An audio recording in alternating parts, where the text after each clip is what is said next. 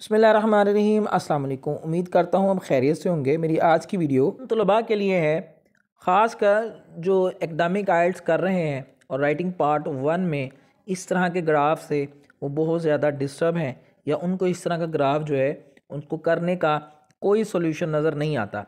आज की वीडियो में हम कुछ ऐसी ही मैजिकल जो है लाइंस पढ़ेंगे जिनमें इस तरह के तमाम इंशाल्लाह इस तरह के तमाम जो आपके पास ग्राफ्स हैं आप उनको इस वीडियो के बाद बआसानी ख़ुद से सॉल्व करने के काबिल हो जाएंगे। तो आज की वीडियो में जुड़े रहिएगा एंड तक। मैं आपको बताऊंगा हर वो चीज़ और टेम्पलेट्स और फिक्स्ड लाइन जिनको सिर्फ आप याद करके अपना आइल्स एकेडमिक का पार्ट 1 बआसानी हल कर सकते हैं। वीडियो शुरू करने से पहले छोटी सी इंस्ट्रक्शन देता चला जाऊं।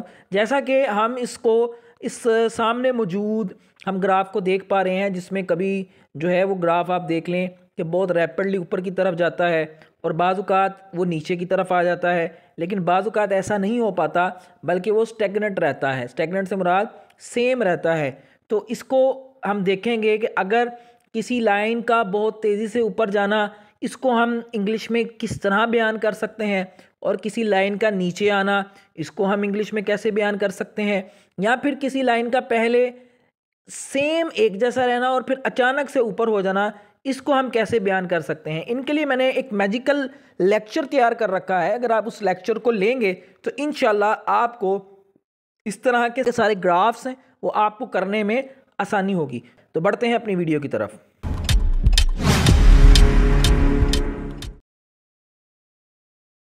तो सबसे पहले हम पढ़ते हैं कि राइटिंग टास्क 1 जो है हमारा 20 मिनट का होता है और हमने इसी दौरान इसमें 150 वर्ड्स जो हैं वो लिखने होते हैं, और 150 वर्ड्स में हमने इस एक ग्राफ को एक्सप्लेन करना होता है। याद रखिए, पहले कुछ आपको एडवाइस है और वो ये है कि एक तो कभी भी आपने रिपीटेड वर्ड नहीं लिखने, और दूसरा ये है कि सिनोनिम्स यूज़ करने हैं। इसके लिए हम सबसे पहले राइटिंग टास्क 1 एकेडमिक का जो हमारे पास सेक्शन 1 होता है जिसमें हम ग्राफ को सॉल्व करते हैं, उसमें सबसे पहले हम इंट्रोडक्शन लिखते हैं। क्या लिखते हैं? सबसे पहले introduction.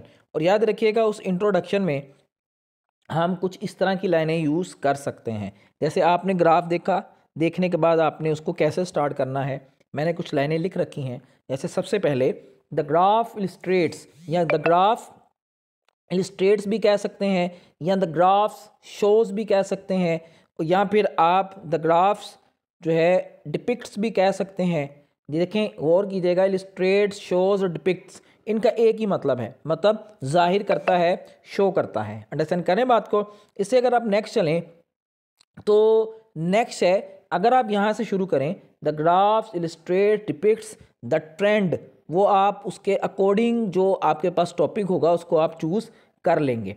Trend in variable from time period to time period, मतलब आप इसको यहाँ से स्टार्ट करके यहाँ पे आप जो गिवन टाइम पीरियड है वो लिख सकते हैं, और यहाँ पे दूसरा टाइम पीरियड। फॉर एग्जांपल, अगर ग्राफ में टाइम पीरियड बताया गया है 2001 से लेके 2009 तक, तो आप बआसानी 2001 को लिख सकते हैं यहाँ पे, यानी 2001 से लेके 2009 तक को, 2009 को आप यहाँ लिख सकते हैं। तो ये ओपनिंग लाइंस के लिए आप इन लाइनों को लिख सकते हैं। दूसरी तरफ हमारे पास लाइन है, इसका भी इंतखाब कर सकते हैं, जैसे कि the line graph compares the variable of categories over the period of time. वो टाइम है यहाँ लिख दीजिएगा, आप लिख दीजिएगा फ्रॉम 2001 टू 2009, या जो भी टाइम दिया होगा वो आप लिख सकते हो। फिर तीसरी जो लाइन है इसको भी आप लिख सकते हो, the graph provides an overview of the trend change in variable over time. Time आखिर में सेम का सेम रहेगा। तो ये आपके सामने लाइंस हैं जिसको आप इंट्रोडक्शन लाइंस कह सकते हो, और इनका इस्तेमाल करते हुए आगाज़ करोगे तो इंशाल्लाह आपकी जो राइटिंग है उसका first impression will be the best impression इंशाल्लाह। इससे आगे हमारे पास जो है वो है डिस्क्राइबिंग ट्रेंड्स। अच्छा, हम ट्रेंड से मुराद ये होता है, फॉर एग्जांपल आप जैसा कि इस पैराग्राफ में देख पा रहे हैं कि अब आपको यहाँ पे ट्रेंड मिल रहा है किसी एक लाइन में, वो कहेंगे कि जी बहुत ऊपर जाने का ट्रेंड है या ट्रेंड है नीचे जाने का। तो आपने इस ट्रेंड को कैसे बयान करना है। तो अगर हमारे पास जो है ट्रेंड हम इसको शो करना चाह रहे हैं तो the graph shows a significant increase. जहाँ भी आपने देखा कि लाइन जो है वो ऊपर की तरफ जा रही है, जहाँ भी आपने देखा लाइन जो है वो ऊपर की तरफ जा रही है, तो आप कह सकते हो कि the graph shows a significant increase in variable from point dash to dash. From point dash to dash से मुराद है, फ्रॉम आप कह सकते हो 0 टू 10। अगर आपने देखा है कि एक रेशो जो बढ़ रही है और वो 0 से 10 तक चले गई, तो आप इस लाइन का जो है इंतखाब कर सकते हो। The graph shows a significant increase in variable from point to point. Understand करें बात को। नेक्स्ट लाइन जो है वो है there is a steady rise. अच्छा, अब स्टेडी राइज किसे बोलते हैं? स्टेडी से मुराद है, बिल्कुल आप सब समझ रहे ना, कि एक मुस्तकिल मिजाजी से ठहरा हुआ अगर आप रुझान देख रहे हैं। एक होता है रैपिड सर्च, ऐसे करके लाइन, रैपिड सर्च किसे बोलते हैं? ऐसे लाइन गई और अचानक ऊपर चलेगी, ये रैपिड सर्च है। ये क्या है? Rapid search. और स्टेडी किसे कहते हैं? यानी ऐसे जाती हल्की सी यानी स्टेडी राइज, हल्का हल्का ऊपर जा रहा है तो हमें स्टेडी राइज बोलते हैं। तो अगर आप लाइन हल्की सी ऊपर जाते हुए देख रहे हैं तो ये स्टेडी राइज है। तो आप कह सकते हो there is a steady rise in variable. वो वेरिएबल आप लिखेंगे कौन सा है? Throughout the period. Understand कर रहे हैं? ये जनाब आप जो लाइंस है ना, ये आप किसी भी ट्रेंड को शो करने के लिए लिख सकते हैं। ये बॉडी 1 में भी लिख सकते हैं और बॉडी 2 में भी लिख सकते हैं। अगर हम नेक्स्ट बढ़ें तो नेक्स्ट हमारे पास तीसरी जो लाइन है वो है द ग्राफ रिवील्स मतलब जाहिर करता है अ डाउनवर्ड। अब जैसा कि हमने ऊपर वाली लाइन में राइज पढ़ा और अब हम नीचे वाली लाइन में फॉल पढ़ रहे हैं। यानी फॉल से मुराद अगर कोई ट्रेंड, अगर कोई ग्राफ, अगर कोई लाइन आप देख पा रहे हैं कि ऊपर से नीचे की तरफ आ रही है और पहले वो 10 नंबर पे थी और फिर वो आते आते 10 से वो 2 पे आ गई, तो वो ऊपर से नीचे की तरफ आ रही है, तो हम उसे क्या कहेंगे? हम उसे कहेंगे डाउनवर्ड। ठीक है, the graph reveals the downward trend. यानी आप देख पा रहे हो कि ग्राफ में जो है वो डाउनवर्ड ट्रेंड देखा जा रहा है। इन वेरिएबल वो आपने लिख देना है फ्रॉम पॉइंट टू पॉइंट। अब मैंने बोला ना, यहाँ से मैंने एग्जांपल दी कि अगर पॉइंट 9 से 2 की तरफ आ गया नीचे की तरफ, तो हम यहाँ पे डाउनवर्ड लिखेंगे और यहाँ पे वो पॉइंट जो गिवन है अकॉर्डिंग टू योर क्वेश्चन वो हम यहाँ पे लिख देंगे। चौथी जो हमारे पास लाइन है वो ये है the variable remain relatively stable throughout the period. जी, ये बड़ी खूबसूरत लाइन है। अच्छा, अब यहाँ पे मैं बताता चला जाऊँ कि अगर आपने इंक्रीज देखा तो ये लाइन लगा दी, और अगर आपने देखा कि स्टेडी राइज है मतलब बिल्कुल सीधी हल्का हल्का ऊपर जा रहा है तो ये लगा दी, और अगर आपने देखा कि नीचे की तरफ आ रहा है तो आपने ये डाउनवर्ड लगा दी। अब ये सारी होगी, और अगर कोई लाइन ऐसी है जो ना ऊपर गई ना नीचे गई तो रिमेन रिलेटिवली स्टेबल मतलब एक जैसी रही, तो आप क्या लिखोगे? थ्रू आउट द पीरियड, यानी पूरे पीरियड में। फॉर एग्जाम्पल यहाँ से लेके यहाँ तक एक ये ग्राफ मैं बना रहा हूँ और एक लाइन जो है यहाँ से यहाँ तक क्या की है उसने? वो सेम रही। क्या रही? ये देखिए सेम रही, ना वो ऊपर गई ना वो नीचे गई, बल्कि वो सेम रही। तो जब भी कोई लाइन सेम रहेगी तो हम उसको बताने के लिए क्या लिखेंगे जी? Stable throughout the period, यानी वो पूरे पीरियड में स्टेबल रही। तो आप किसी भी ट्रेंड को, ऊपर जाने वाले को, नीचे को, और आप इस ट्रेंड को आप बआसानी लिख सकते हैं। नेक्स्ट अगर हम बढ़ें तो नेक्स्ट हमारे पास है डिस्क्राइब पीक्स एंड ट्रफ्स। ठीक है, यानी हमने किसी भी पैराग्राफ की जो पीक्स बतानी है या जो उनका बहुत जल्दी ऊपर की तरफ जाना है और बहुत जल्दी नीचे की तरफ आना है, अगर हमने उसको बताना है तो कैसे बताएंगे? ये लाइन आप इस्तेमाल कर सकते हो।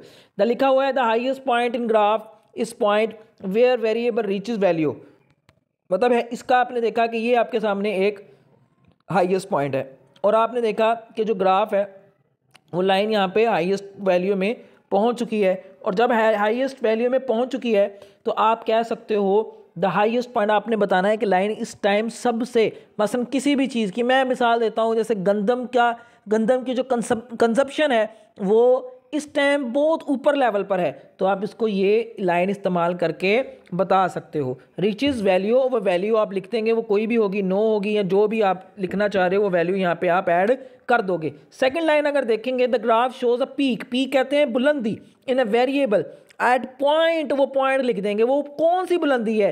वो यहाँ पे आपके पास पॉइंट बुलंदी का 5 भी होगा, 6 भी होगा, 7 भी होगा। अब अगर आपने 5 शो करना है तो आप बासानी बता सकते हो the graph shows peak in variable eight 7 point followed by decline, यानी डिक्लाइन के बाद वो जो है ना, अब ये देखिए कितनी खूबसूरत लाइन लिखी है, followed by decline, in decline के बाद जो है वो लाइन जो है वो शो कर रही है पीक की, किसके साथ, पीक की लाइन जो है वो शो कर रही है। तो ग्राफ है उसने शो किया पीक को, बुलंदी को, एट फॉलोड बाय डिक्लाइन, यानी डिक्लाइन के साथ वो पीक की तरफ चल गई। ठीक है जी, उसके बाद आ जाए तीसरा जी, lowest point in the graph is dash. अब अगर आपने लोएस्ट पॉइंट बताना है, देखें फॉर एग्जांपल आप देख रहे हैं ये ग्राफ है, ग्राफ में सबसे ज़्यादा लोएस्ट पॉइंट क्या है, 2, तो आपने 2 को बताना है, तो आप कह सकते हो the lowest point in the graph is 2 where variable drop to the value. Understand करें, वो वेरिएबल लिख दीजिएगा और वो वैल्यू जो होगी वो अकॉर्डिंगली आपने लिख देनी है। तो इस तरह हमने इससे समझा कि अगर कोई बहुत ही हाईएस्ट पॉइंट पे तो क्या लिखना है, और इसी तरह अगर हम कोई वेरिएबल है यानी कोई पीक है वो कैसे लिखनी है, और लोएस्ट पॉइंट है तो उसको हमने कैसे लिखना है। तो नेक्स्ट अगर बढ़े तो नेक्स्ट हमारे पास मौजूद है वो है कंपेयरिंग डाटा। अगर आप 2 तरह के ग्राफ्स को या 2 तरह के लाइन ग्राफ हो, बार ग्राफ हो या चार्ट को कंपेयर करना चाहते हैं, मुआवजना करवाना चाहते हैं, तो उस मुआवजे के लिए ज़रूरी है कि आप इन लाइनों का इस्तेमाल करें। ठीक है, और वो कैसे इस्तेमाल होगा, और उसका इस्तेमाल होगा देखें इन कंपैरिजन, यानी अगर हम कंपैरिजन करें तो वेरिएबल यानी जो हमारे पास मौजूद है इज़ हायर एंड लोअर। आप देख कर ख़ुद बता सकते हैं कि अगर आपने किसी वेरिएबल को लोअर बताना है कि यानी वो सबसे कम है as compare to the other, तो अगर वो नीचे है तो उस वक्त आपने लोअर लिख देना है, लेकिन अगर वो बुलंद है तो हायर लिख देना है। देन किससे, वो दूसरे वेरिएबल से, थ्रू आउट द पीरियड, यानी throughout the period variable A variable B से क्या रहा, नीचे रहा। थ्रू आउट द पीरियड मतलब पूरे ग्राफ में, पूरे पीरियड में। तो ये लाइन आप इस तरह इस्तेमाल कर सकते हैं, या फिर कुछ इस तरह भी, the graph shows that the variable A या जो भी अकाउंट्स फॉर द लार्जेस्ट और स्मॉलेस्ट प्रोपोर्शंस ऑफ टोटल।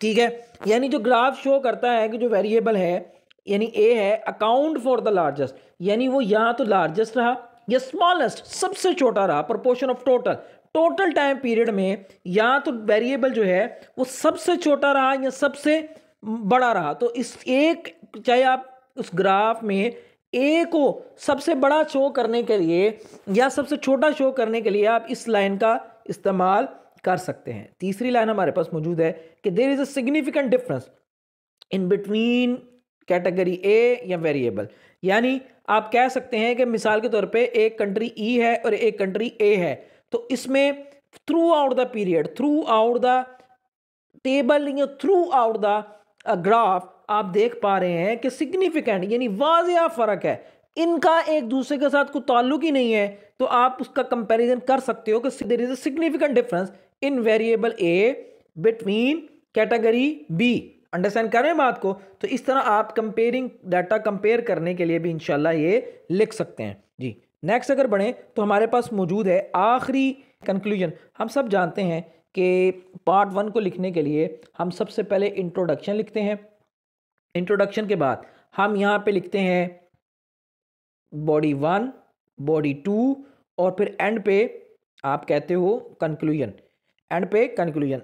ठीक है जी, तो एंड वाला हमारे पास ये लाइनें मौजूद हैं। अगर आप कंक्लूजन कोई भी निकालना चाहें और आपके पास लाइनें नहीं हैं तो आप इन मैजिकल लाइंस का इस्तेमाल कर सकते हो इन कंक्लूजन।